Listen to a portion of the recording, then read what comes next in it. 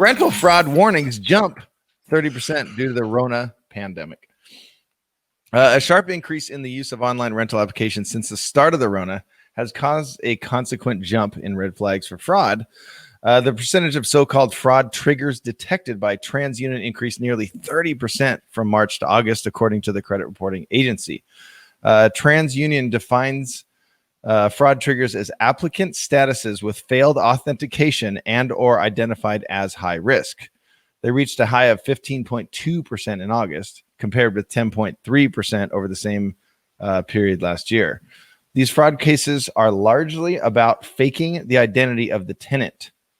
They include using someone else's driver license, stealing someone else's social security number from the dark web, or inventing a new identity entirely, known as synthetic fraud, which I had never heard of synthetic fraud before. So this is a quote from, and I'm going to butcher their name, sorry, Maitri Johnson, Maitri.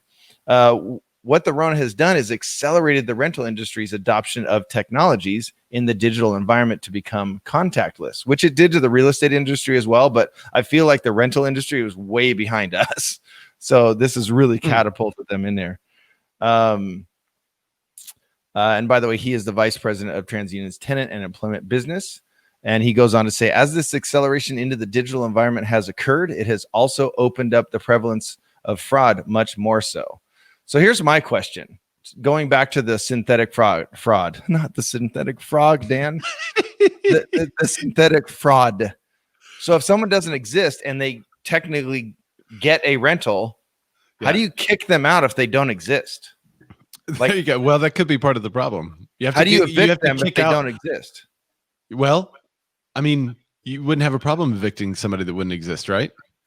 Because they're all on paper and they're all signed up, and they all. How do you prove that they don't exist if their identity exists but they're not physically in the home?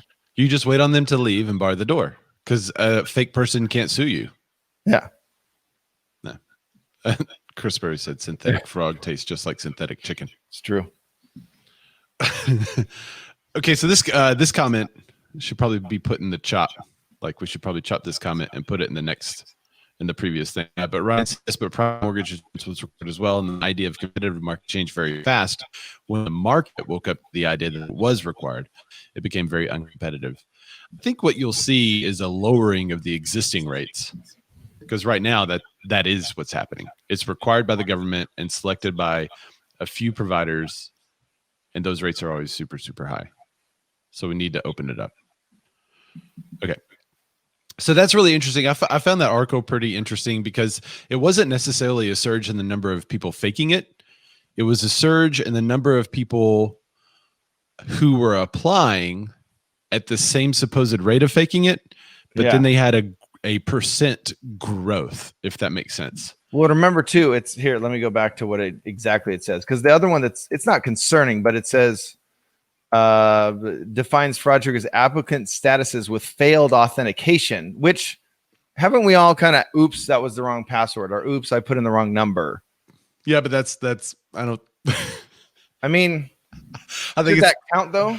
That's not it. It's failing to authenticate the identity of the actual person. So I go through the whole thing. Here's everything, and then they go, "No, you're not you," and I go, "Oh, yeah, pretty much." But I am me. So the other thing that was interesting is that they talked about in the article how that now there's an increase in the contactless ways for people to apply.